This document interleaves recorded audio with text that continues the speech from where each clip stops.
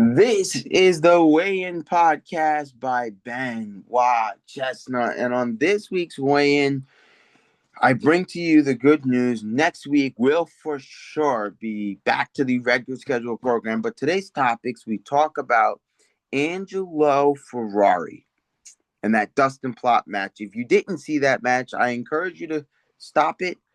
Stop this video. Try to go see that match because it was very well a good match. If you look at that Oklahoma State University Cowboys, no, we love the Cowboys on this podcast, but they went down to the Iowa Hawkeyes. And with that being said, that is one of our topics. And then we will touch a little bit on this Anthony Knox situation, but we're going to primarily try to focus our podcast for today on the Cowboys and Iowa Hawkeyes and the moving forward and the such coming up, because now we're getting closer and closer to nationals where we're seeing some of that shaping, and now we're still going to come back to these Oklahoma State Cowboys. So if we get off to it now, most of you that might have stopped the video have come back. Now you're back. Great. So Angelo Ferrari beat, if you've already seen it or if you have not seen it, go ahead, look at it, but you're not, whatever. Angelo Ferrari beats Dustin Plott. Now, that was a match. Now, that's what we call doing some of your best wrestling, and that's why we talked about for the Iowa Hawkeyes, it's Angelo Ferrari moving forward. I don't think anybody else would have done what Angelo Ferrari did, getting in there and getting it done against Dustin Plott. That was it was a match that was very edge of the seat, real good match. I think it was a good confidence boosting win for Angelo Ferrari. I think this is a tail sign of a good look for the Cowboys, but a tail sign bad look for our Oklahoma State University Cowboys that we love to talk about, because we would love to see them get the team title this year. But with that being said, that match blew wide open that 197-pound bracket. Like, it blew it open at this point. The ranking, it blew it open. Angelo Ferrari takes out Dustin Plott. It blew it open. It absolutely blew it open. And with that being said, we definitely could go and let's check that open mat out and really get into that 97, since we're talking about that match, task on hand. And, it just was a match where it came down to it. It came down to it, in the end, even, needless to say, the riding time point matters. That made the difference in that match. And great overtime, just absolute beautiful match. As we're going to the open mat, our favorite source for rankings, on the way in, we take a look. And when you look at, okay, all right, we got it wrong. We got it wrong, our friends. Dustin Plott, that was the 184. We said 197. We meant 184 pound. So we're going to talk about that 184 pound. I excuse you for that mistake, for the wrestling fans that are watching. Now, when we look at this ranking is updated February 25th. They have Dustin Plott at number 3.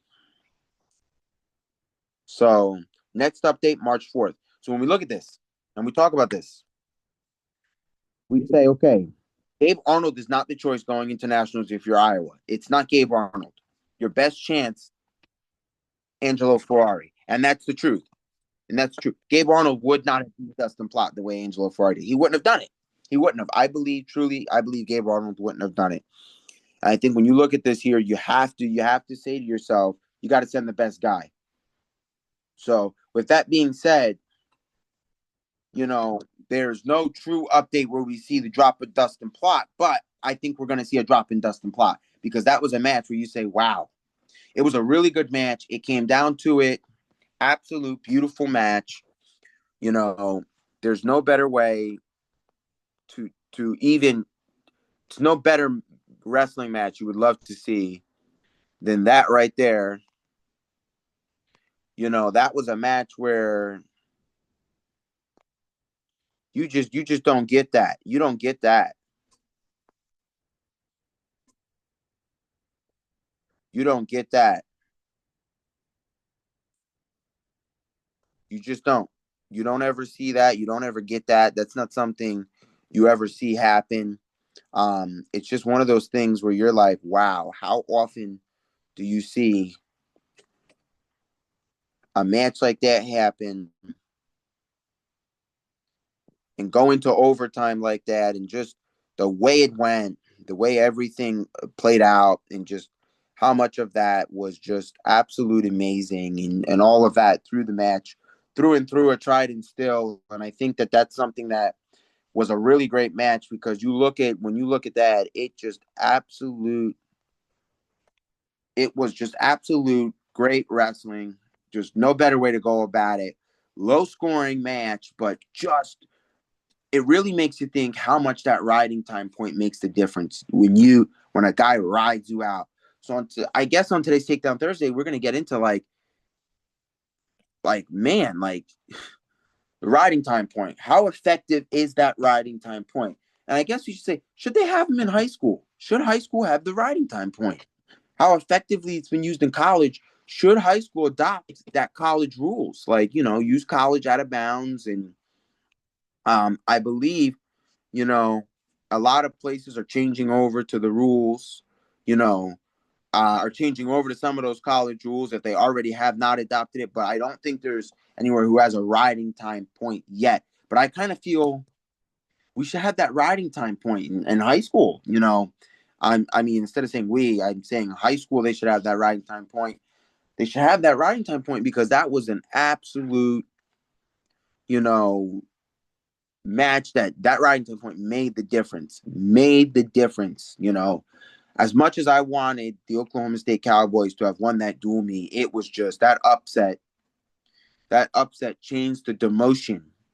The demotion was changed in that, and I think that was a match where everything was changed to the point where it was just in a sense where you couldn't have seen a match go any better than the way it already did. And that was just something where you see something like that where the Cowboys bring everything they can to try to beat Iowa, which in a dual meet that has been happening for a long time. I wanted it for David Taylor and that coaching staff to be able to snook Iowa in that dual meet. But man, I had to give it to Angelo Ferrari, who literally, absolutely, I had to give it to Angelo Ferrari, wrestled that match, just absolute wrestled it. It was just like, you don't see that often. And that goes to what we've been talking about, like wrestling your true self. Angelo got out there, and it looked like it didn't bother him who Dustin Plott was or what he was ranked. He went out there and he did it. He got his business done. And I think that's something due to be noted, is when you get your business done, in a wrestling match, and where you get the business done, all the work done, that's just something that is absolute beautiful to go through a match and see a lot of that done. And that's just like, how often do you see it done? How often does it happen? Does it get done? Do you get to what you need to do? And I think that's just very goes to the nature of what we talk about. Is about wrestling your best self and getting after it. And we were highly praised the Cowboys. It was still a good match. Close one, still a good match, but definitely one, if you didn't see, you should have seen it. I think all around that was a good dual meet. Back and forth, great dual meet. Interesting choice that I'm gonna ding, almost I would say ding the Cowboys for. They made an early choice that I did not necessarily agree with, and that's just one thing I'm gonna early say, that it wasn't a choice I would have thought that they should have made, and it ultimately it made the difference. So when you talk about the Oklahoma State Cowboys, when you talk about Okie State, as they call them, I'm pulling up the results from the dual meet to accurately tell you guys where I would have done it and what weight it was at to accurately get you guys up to presumption here. And that is one that I'm going to get for you. So we can go ahead and break that down, because that was definitely something that would be interesting to break down for you, as I'm going to get into this. The match score, if you didn't see the match, was 21-16. Obviously, Iowa won, as I've previously mentioned. But where the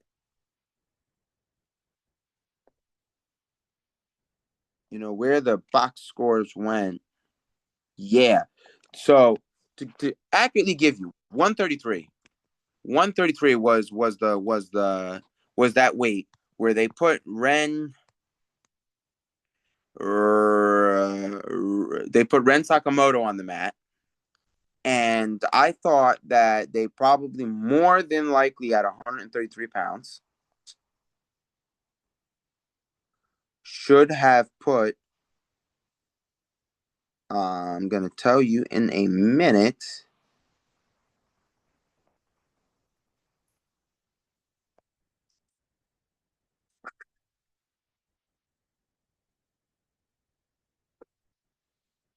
They should have put out their normal starter at 133. I just did not agree with the choice to put Ren Sakamoto, because this is a very competitive dual meet, and I just didn't think it was the time to put Ren Sakamoto when you're in a dual meet where you absolutely need to win the dual meet. You need to win the dual meet. You didn't have to win that dual meet, but for the David Taylor wrestling,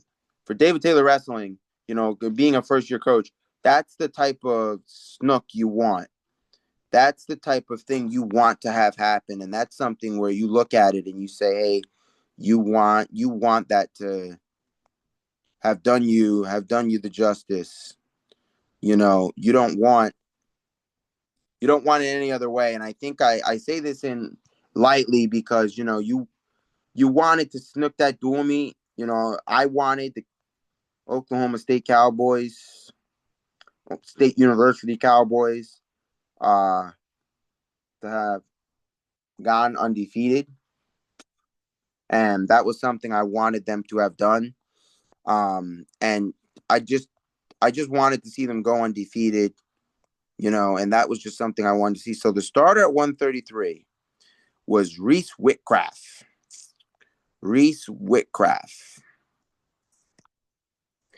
And I kind of felt, you should have went with Whitcraft at 33, and that might have made a difference. Now, do I believe he would have beat Drake Ahala? Yes, I do. I do believe Whitcraft would have got the victory, and I think that was going to make the difference. And I think that's the thing that I would have liked to have seen, because you were in a close duel me. I understand you want to give Ren Sakamoto the chance, but I kind of think maybe Cowboys might have done it in a chance to say, hey, put the guys you got to get out there and try to save others from not getting injured. Now that I can understand, but I just felt like, that was a choice that could have been a different make. You got Drake Hala, who is let's see what Open Mat says, as we use our Open Mat. Drake Hala, that is let's see, Drake Hala, which at this time of recording, according to Open Mat, is the number one in the country. I think I would have liked to see Reese Whitcraft get after it and wrestle that match, but I think the difference here that where I'm kind of dinged left and right is, why that choice was made. I understand you want to give the freshman, but he wasn't able to perform. He wasn't able to get the things done that we would have liked to have seen. And I just think that the Cowboys could have been a little more selective in that choice of not, as of using Reese Whitcraft and going across that. And I think it was just one thing for me that I kind of felt like, hey, that's something that they probably more than likely should not have done. I kind of felt like, I understand you want to get the guy out there, you want to give the guy a chance. That's, there's nothing better than giving a guy a chance on the mat. But, I kind of felt like for the David Taylor's first year in coaching, you want to win that duel meet. You want to have that happen. You want to take charge into a lot of that duel meet, and you want to have a win across Iowa like that to go into the national and to come in big like that and pump your guys up. I think that you want it. I believe from a wrestling fan standpoint, you would have wanted that. And even in Iowa, both great programs. Great programs. That dual meet was not a runaway. And that's one thing I will say. That dual meet is not a runaway. It's a very close it was a still close dual meet because you didn't run away with it. But in other senses, I kind of feel like you almost should have had that wanted to win that dual meet. And I think that extensively, when you look at, match by match, it was in a way where you say, okay, the match by match was very interesting. Was a very interesting we'll go ahead and pull that up for you and get you those results, that match by match result that we talked about. And I think almost in a sense, you want that. So when we talk about this match by match, you had Troy Spratley, who got the major at 125, did his job. He got that major, great. Now here's where I say Ren Sakamoto got majored by Drake Alhala. Got majored. Here's the difference. Had he not gone down by a major, could be a little different. Now we talk about 149, Kyle Parko had a decision against Carter Young. I would have liked to have seen, it was a 7-1 decision. So, I would have liked to have seen some of that best self Oklahoma State Cowboys coming out, but it wasn't, all of them, you didn't really see it. But you even say, okay, Caleb Fish, went down 10-6 against Shakur Teamer. It's some of those matches that I look at where I'm like, okay, the Hawkeyes, not the Hawkeyes, but the Oklahoma State Cowboys would have needed to show up. And one of them that, we started off our full segment here, that Angelo Ferrari Dustin Plott match, which was really good. Really good. Real good. Another good look at Wyatt Henderson looked like he ran right through Ben Cuter. That's what we talk about. That Wyatt Henderson, that 285 that we mentioned, that adding of Gable Stevenson. I think this is a good year for Wyatt. I think this is a good content for Wyatt. I think he's looked very solid. And I think when it comes to Stevenson, Gable, I think I want to see a Gable, Wyatt Henderson NCAA final and see that. I don't care too much to want to see Kirk Fleet in the final, because I don't really think Kirk Fleet could beat Gable. Like I don't see it. He could, but that's just me. I feel like Wyatt's got that best shot at beating Gable. And it's and the point is not to beat Gable. The point is get that team title. Dean Hamady did do really good. He had an 8-1. If Dean Hamady, that's another one. Dean Hamady Jr., I would have liked to have seen that major from him. Real close match. Well, not close match, but it was an 8-1. I would have liked to have seen Dean Hamady. So if Dean Hamady could have got a major, if Dustin Plott could have got his win, dual meet could have kind of been a little different. And if over at 133, Ren Sakamoto could have not gone down by a major, now we're talking a different dual meet. And I think we talk a different dual meet because it's different. We don't know what could happen. It's cowboy wrestling. So when we look at that, there's just a lot of things that you want to see different. And a lot of things I want to see different is I wanted to see the Oklahoma State University Cowboys win that match, but all things being aside and said, they've got a lot of good guys. And, I've been taking a look at them all season. And I can comfortably say, with the chance, with our wrestling draft going on, I'm gonna try to get a few of them on my squad, my drafting squad, because they're gonna make some noise. And I do believe those Oklahoma State Cowboys they're gonna make a lot of noise. And I think that this is a good team. And I think, at the end of the year, coming closer and closer to nationals, I would have liked to see them beat Iowa, but listen, I also would like to see Angelo Ferrari go to nationals versus Gabe Arnold. That's just my opinion. Angelo Ferrari takes down the number 3 in the country. I think Angelo Ferrari is deserving of that spot because Gabe Arnold would not have won that match. And that should tell you enough that Angelo Ferrari has got that it factor that could possibly get you more bonus points come time, come that nationals time. And that's what we're looking for here. We're looking for somebody new to win, that team title. When we talk about this, and I think the obvious for me, is that Angelo Ferrari. I understand he's a freshman. You say, well, is he ready? I think he's ready, after taking down Dustin Plott. So with that being said, I really think that it was a great age dual meet. Great age dual meet. It was one where, I kind of say if you didn't see it, you would have wanted to see it. It is one of those dual meets where it's like, it was very great. It was amazing.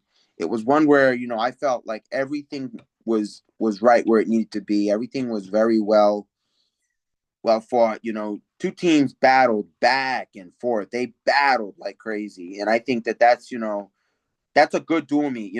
I call any dual meet when you get a score that is within 4 or 5 points, when it's not a runaway, where it's not like, where one team has over 40 or 30 or even 25-3, or where one team only scores 9 points.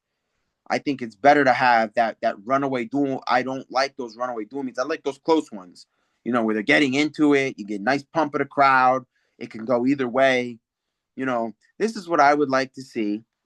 As many of those guys, let's get it back at Gallagher Arena and let's see how next year's group fares against this Iowa team, because this year was a good team. I think you got a strong Cowboys team, strong Cowboy, wrestling group here. And I think that's a good group that I would be surprised if they did not land podium as a team at nationals. I think, as much as I say I don't want Penn State to win, I want somebody new. I think Penn State, Iowa, and Oklahoma State, 3 of them, definitely are going to be receiving some hardware as a team.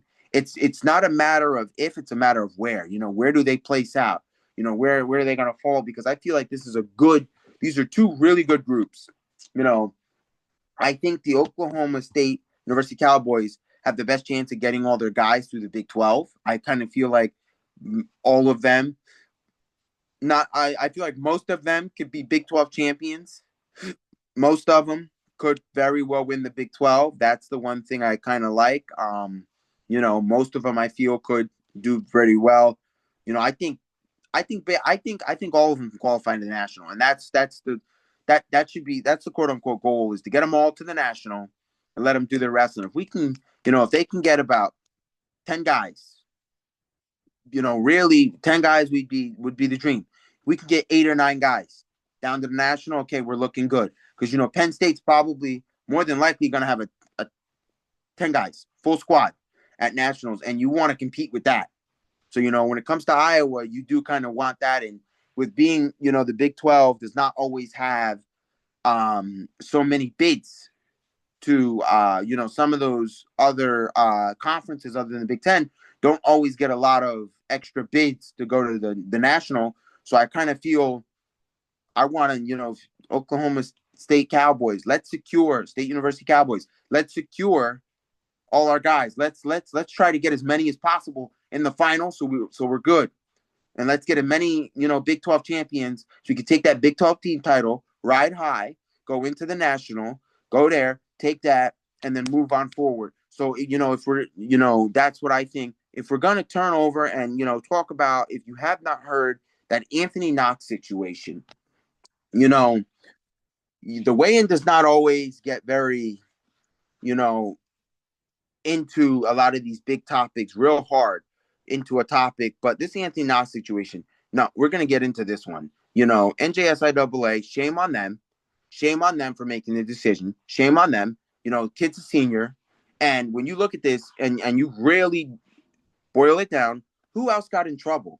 Because if you didn't see my Instagram post, I'll basically explain it. I said it takes two to tango. You're dinging the kid. Was very well gonna be a four-timer. And then you got kids,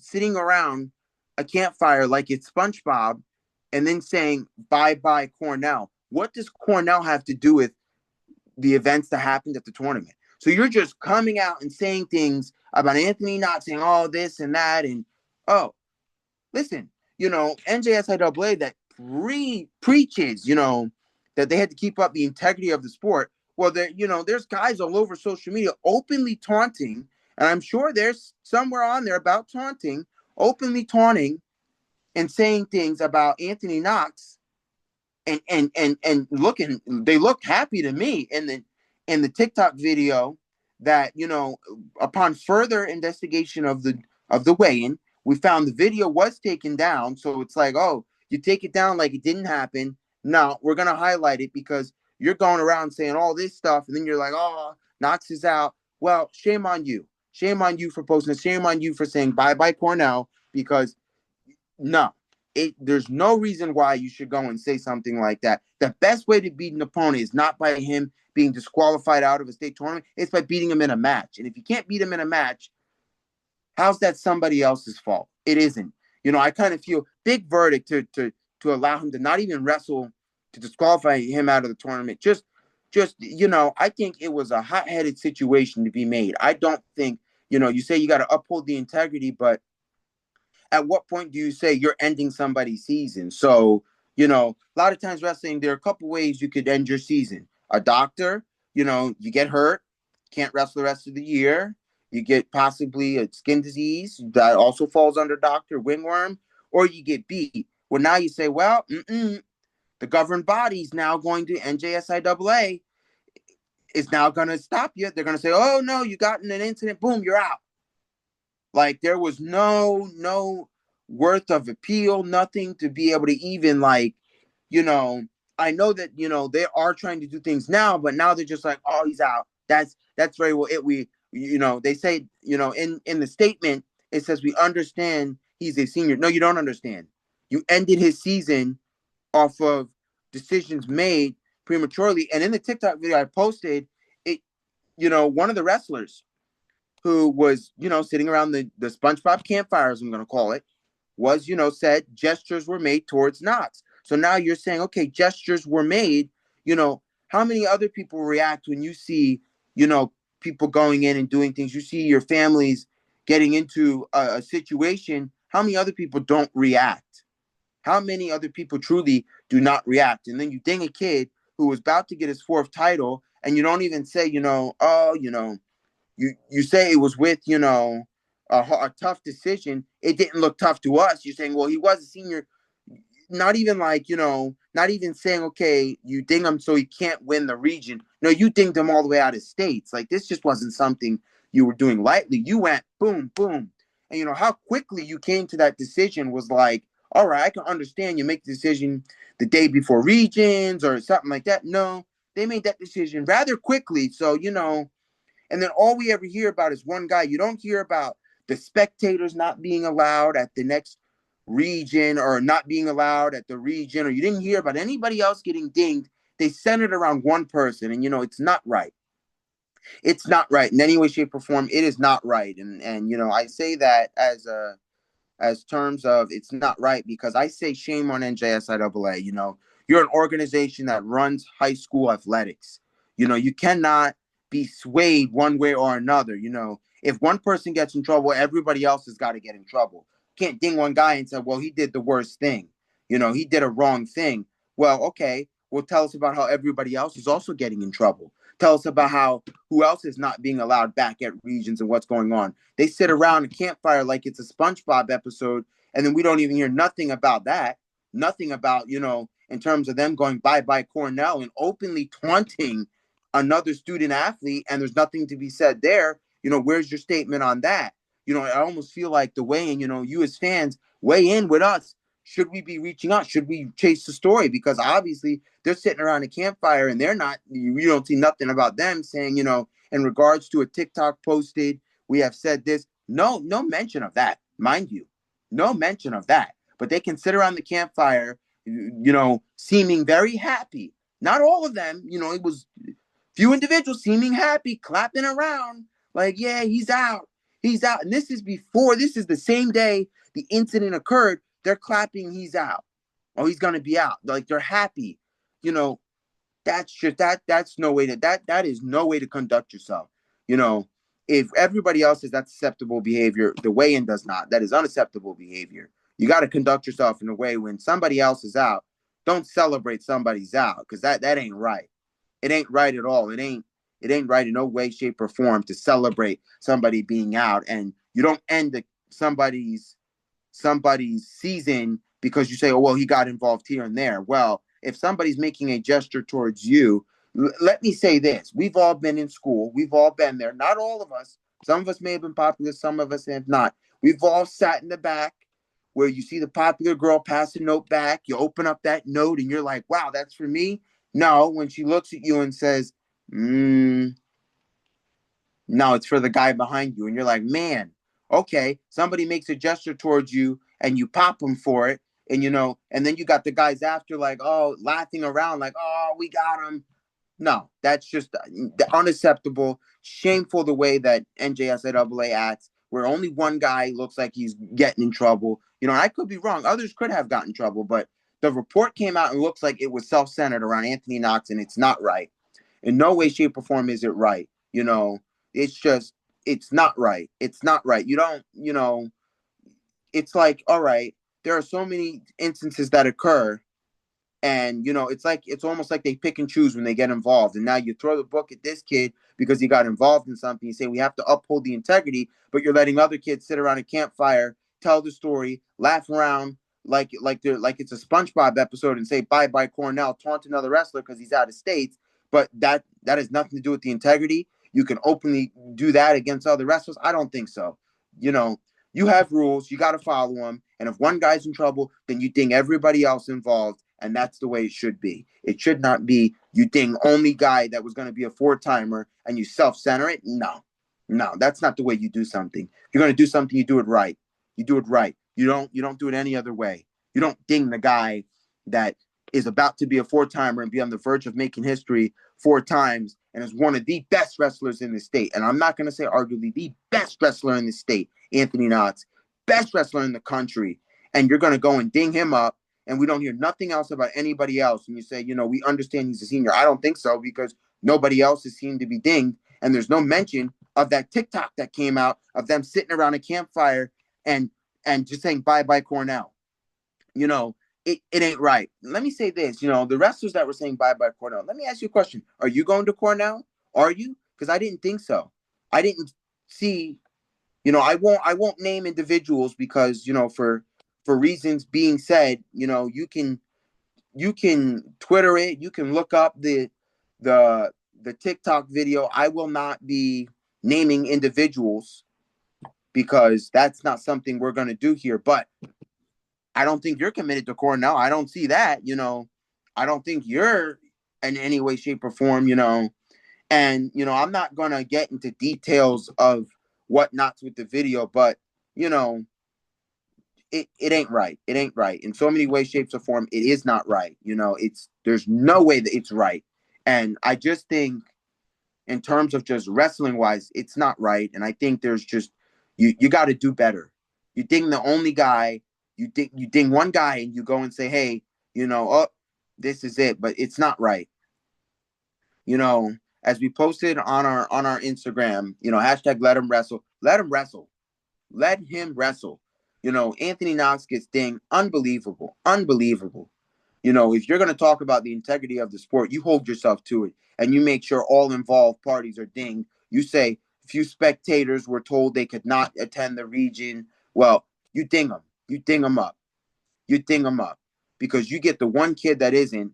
And, you go around and you're like, well, it is what it is. We understand he's senior, but it is what it is. We have to uphold, the problems. The rules are he left the bench area and, and this and that. And when you look at the statement brought out, the statement that was put out, first it says, that they were talking about leaving of the bench area.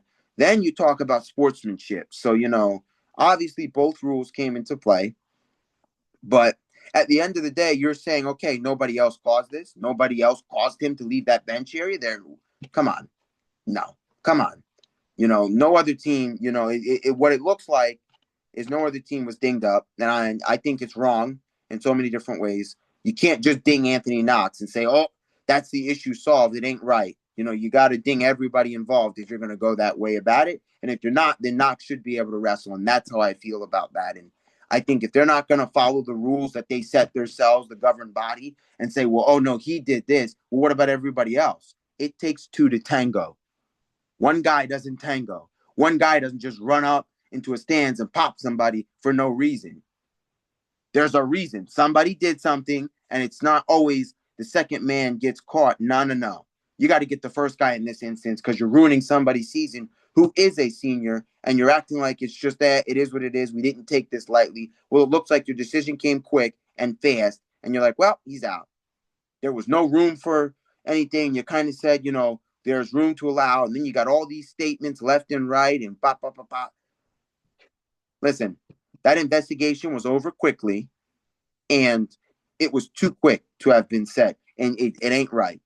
And if anybody wants to disagree with the weigh-in, so be it. That is our opinion, and it's going to stay that way. And anybody that doesn't like it, you just don't like it because it ain't right. Organizations have to hold themselves to do things truly, respectfully, and equal for all. Not ding one guy, not turn around and be like, well, he's the only one barred from the tournament, but we don't hear about anybody else being barred. Don't, There were others involved. Get them. They need to be involved. Even if they were parents, they should not be allowed at the region, bar them from states. Do it right. Do it right. But there is no doing it right. You barred Anthony Knox. You ruined a kid's chance to be a four-timer for absolutely, a reason that is just out of control. Out of control. You gotta hold yourself to do the right thing. And I felt you did not best serve the justice here. You just went and threw a book at somebody. You threw a big dictionary. Like, how's that going to solve? You say, I'm keeping the integrity of the sport, but what integrity? Because it seems like nobody else gets in trouble. So what you're telling all those other wrestlers, oh, as long as you not the first man caught, you're good. No, that's not right. No way, shape, or form that should go. Shouldn't fly like that. But with that being said, little mention of that, all over our social media, and unbelievable. But to let you know, this is the weigh-in. As we'll bring it again, this is the weigh-in, and this is this week's Takedown Thursdays. Say it again. This is the weigh-in by Benoit Chestnut and regularly Sebastian Romero, but he will be back weighing out